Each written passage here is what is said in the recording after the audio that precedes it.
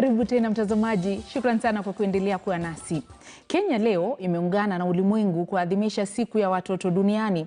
Siku hii mwaka huu inaadhimishwa wakati janga la korona limewasababishia watoto wengi machungu, haswa kwa kukosa kuwa shuleni kwa zaidi ya miezi 8 humu nchini, na baadhi yao wakiishia kupachikwa mimba za mapema.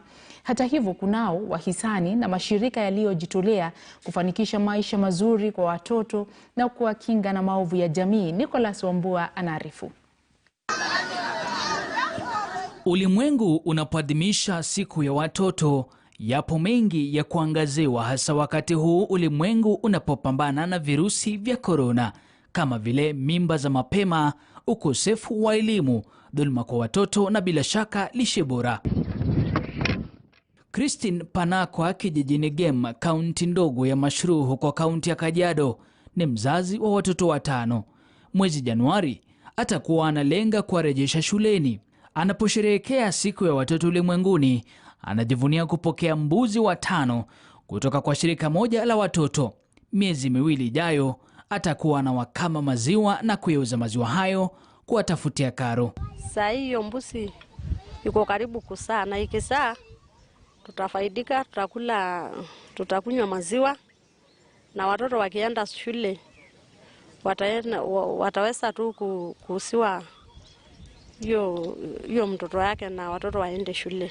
Kando na mbuzi na mauzo ya maziwa, mama huyu na wanawe 5 wamepewa kadi ya bima ya NHIF kuwasaidia angalau katika matibabu.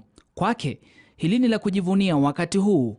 Mimi nafurahia juu watoto wangu saa hii wameweza kupata hiyo kadi ya hospitali, juu hata wakipatwa na homa, wakipelekwa hawana shida ingine. Kuhakikisha hao watoto wanaendelea kuwa wamekuwa protected, ama wanaweza pata ile health care hasa wakati kama huu tuko na COVID. Hatua moja iliyochukuliwa na mashirika ya watoto katika vijiji mashinani kupunguza mimba za mapema ni kufanya kazi kwa ushirikiano na machifu na maafisa wa elimu kati ya washikadau mbalimbali. Tumefuatilia hao watoto mpaka warudi shule ili waweze kuendelea na elimu yao, na tumepata kuwa tangu tuanze hii mradi ya kuhakikisha watoto wamekuwa na 100% transition, tumepunguza idadi ya watoto ambao walikuwa wanaozwa kabla waendelee na masomo yao, kabla wamalize masomo yao. Ushirikiano huu umekuwa ukizaa matunda katika sehemu mbalimbali. Watoto wanaohusishwa kwenye maovu mbalimbali kwenye jamii wanagundulika kwa mapema na kurekebishwa. Tukiendelea kuwa support namna hii, hawatatoka shule kwa sababu hawana pesa.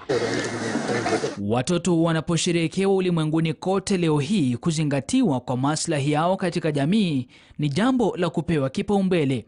Haki za watoto vile ni sharti zizingatiwe na kudumishwa. Nicholas Wambua, KTN News.